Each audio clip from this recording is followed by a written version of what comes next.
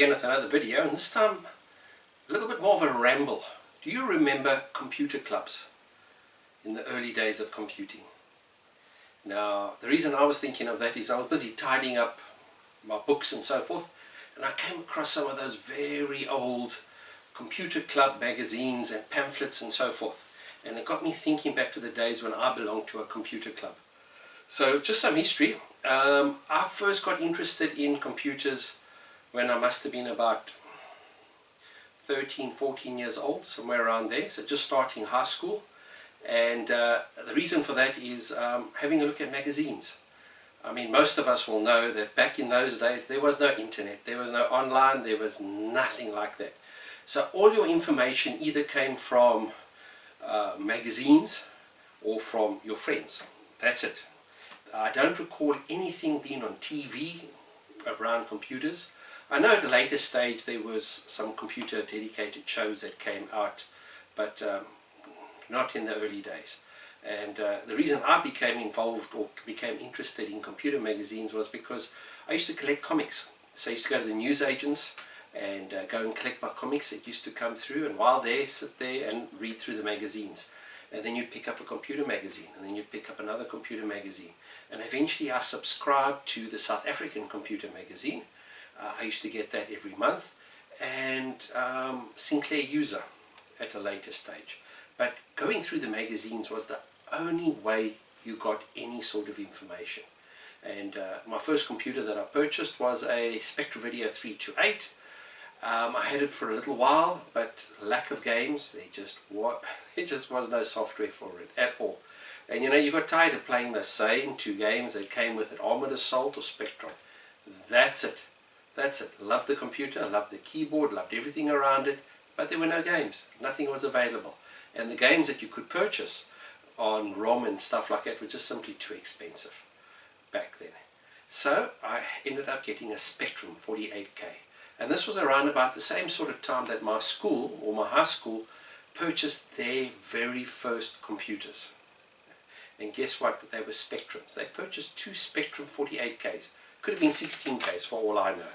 And I remember once a week, I think it was a Wednesday or a Thursday, in the afternoon, and of course I went to a technical school, the electrical teacher, he was the guy who was interested in computers, Afrikaans guy, hell of a nice guy, I can't remember his name though, but hell of a nice guy. And he used to have this little computer club. And it was, you know, just for those who own computers, or those that were interested. And he'd come there and he'd set up the Spectrums, you know. We had one TV set, big TV set in there, and these two Spectrums that were there. And we used to sit there and watch him do little type in little programs, and we'd try and understand it, and he'd draw little things on the screen. Most of the stuff that he was programming was coming straight out of the user manual. I don't know if you can recall in the Spectrum there was I think it was the flag, and there was a couple other little graphics, or was that the Spectra Video? Oh, I forget now. I think it was, I can't remember now. But he used to do these little programs, and then everybody was sitting around waiting for the you know, the little computer club to come to an end, because when it came to an end, that was when we could sit around and chat and go through our you know, what we had brought with us. And the main reason for the computer club was software exchange. So, you know, you bring your games, one or two originals that you might have, somebody else would have a couple of originals, and software piracy was rife back then, because I mean, what else could you do? I mean, games are just very expensive, and you used to swap games. And one or two people, I know at a later stage, I got one of those double tape decks, and you could copy them. But it didn't always work because of software piracy, or the quality wasn't good. So yeah, it was just a lot of fun in swapping games and so forth. So that was my early entry into a computer club as such. And I love going to the computer clubs. And I wonder if you guys went through to computer clubs as well, because they must have been all over the place. You know, I've looked on the net, I've had a look at some of the computer clubs that was in New Zealand and in Tasmania and in the Netherlands. I've got some of their brochures even from the Netherlands that Mark sent me, Lactobacillus Prime, and it's just amazing what was in there. And especially the articles. I love sitting there and reading through the articles and having a look at what was available and how much help was given to fellow computer users, because it was very much a very select or small group of I suppose, early adopters or people that were interested in computers. Not many people, most of my friends were just playing sport. They weren't interested in computers. There was just one or two that were interested in computers. So we would get together. Not much programming went on. It was mostly around the games and the software that was available and who had the latest of what. And I can still remember one of my birthdays we had visited my sister in Port Elizabeth, and there was a hypermarket up there that had a lot of software for sale, and I remember buying 4 cassette tapes, games, for my Spectrum back then. I can still remember which ones they were. It was Wheelie, it was Trans Am, it was Horace and the Spiders, and then there was like a flight simulator game, a horrific game. Just had this like, you were basically horizon, that's all you saw, and you tried to land your plane, you crashed. If you tried, I can't remember the name of it, but those were my 4 titles. And at the very next computer club, when I was there, and I pulled out these 4 games, nobody had any one of those games. I mean, it was really at the beginning, and I felt, you know, your shoulders go back, you push your chest out, and you were like, you were the man. I mean, you just had the latest games, and everybody wanted them, and now you had all the power. So, you know, if you wanted a copy of this, what can I get a copy of that, and so forth. Do I believe that software piracy destroyed the industry? I don't really think so. Yes, software houses made far less money, but if I think back to those days, all my spare available money that I had from my pocket money or whatever, I spent on computers anyway. So I wouldn't have had any more money to actually purchase anything else, because everything was so expensive back then. I mean, it was just, you know, everything came at a huge price. Everything was expensive, and that's why I could only afford a Spectrum 48K or just a Spectra Video 328, but I couldn't afford any other, the peripherals and anything else, like disk drives and micro drives and whatever else, or new games. Just couldn't get hold of that stuff. And then at a later stage, the computer magazines that came out came with cassette tapes. That was wonderful as well. I think that was big discussion back then in the computer clubs was cheats. So, you know, who had the latest peeks and pokes and whatever, and how you got them into games, and who finished what and when. I mean, those were great times. Okay, so here we have the Green Star National Computer Club. I've got a lot of their newsletters, and you can quickly see that they were based in Vanderbijl Park up in Johannesburg, so far away from where I lived, other side of the country. And they were very much into MSX and Spectra Video when they started in the club. And then at a later stage, you can see here, when is that? That is 30th of December, 1986. So I would have been in Standard 9 or Grade 11 then at that stage. So you can see here, just in May 1987, they had branched out. I suppose they were forced to. Spectra Video, MSX, IBM's, Commodores, Spectrum, Atari, Amstrad, and even TRS-80s. I mean, I never even thought those computers were in South Africa. And these brochures are absolutely awesome, or should I say newsletters. Let me rather use the right term. Newsletters are awesome to look at. I mean, they are absolutely filled. I mean, if you look through here with... here you can see the Spectra Video 738 Express computer system. There's computer programs, machine language, why machine language, and the reason for using machine language, reviews of software, what's this here, voltage regulators, Boolean mathematics, the computer has a calculator. I mean, I would have loved to have actually gone to one of these computer clubs. And the other big thing is, obviously, they sold software, and you can see here software with the prices, and this is more or less what I can remember paying for software back then. When I bought titles between 15 Rand and 30 Rand. So you can see there Gunfight, which was an ultimate play the game, which came out in many systems. You could get it for the Spectra Video and MSX, 30 Rand. So yeah, that would have, let's see, I received 2 Rand pocket money a week, so 12 Rand a month. So I would have had to save up 3 months, 4 months in order to buy that one game over there. Hence I didn't have a lot of software. So very interesting to look through there. And the other thing that I enjoy having a look at is at the hardware that is in here. So, I mean, if you have a look here, here was a Spectra Video 328 PC pack. So it was 1,350 Rand. So that was in 1986, 30th of July 1986. So obviously these must have been specials, and they may be discontinuing them or whatever, because I can remember paying just for the Spectra Video about 500 Rand or so. So 1,350, could have been correct, for the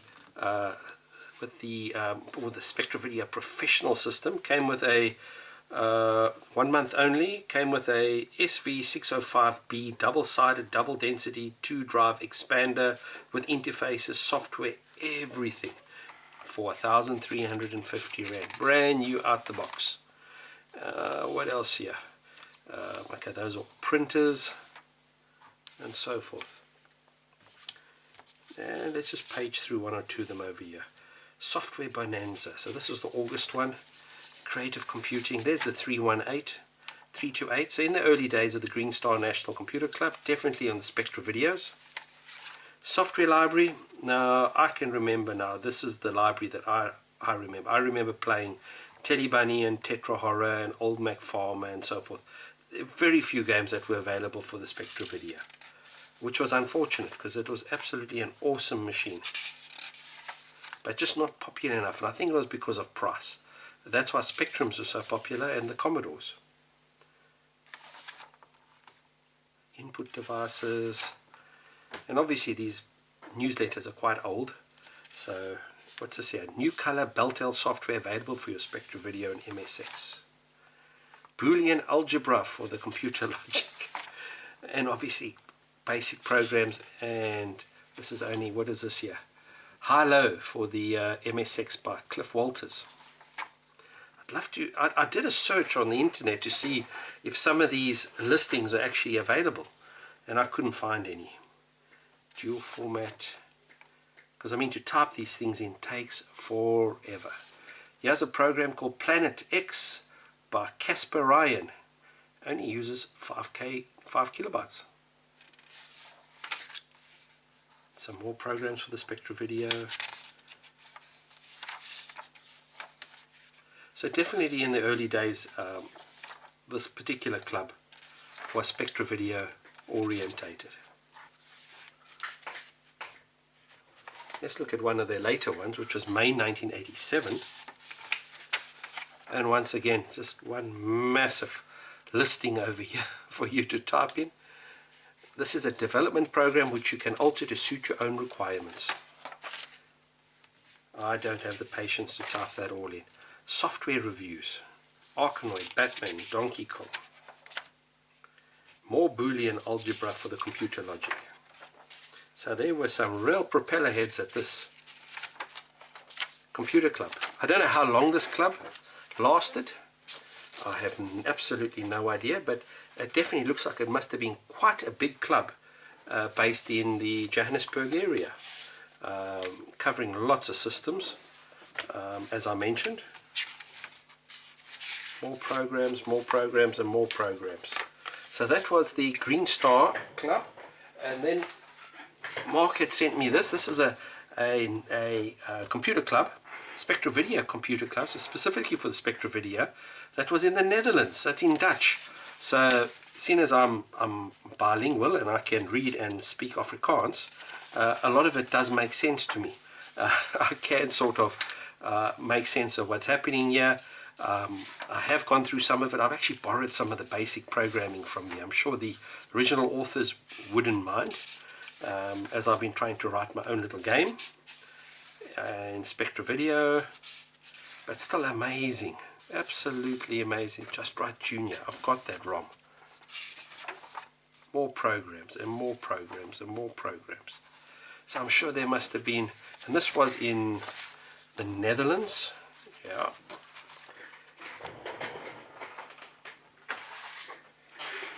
And then here's one from Tasmania, and I think Tony from Electric Adventures, I think he was part of this or involved in it. I think I actually downloaded these here and printed them out from his site. So thanks, Tony. Spectra video group in Tasmania. Once again, you know, lots of good information here, the adder programs. Now, back in the day, I can remember sitting there and typing programs in out of magazines for hours and hours, and then sometimes losing it and so forth. It was just so much fun. Not so much fun now, so I don't know what's changed. And another one. So yeah, so computer clubs, there were plenty around all over the world, and you know, I belonged to my own one as well, and I had a lot of fun, and I fondly remember it. It was good days, good friends, good socializing, and you know, enjoying a hobby that we all were interested in. I don't think kids, or to a degree I suppose kids today also experience it, but it's all done online. They don't have that social interaction. So everything's done online, and because I see my son playing games online with all of his mates, and they're all talking to each other and having fun. But to me it doesn't seem the same.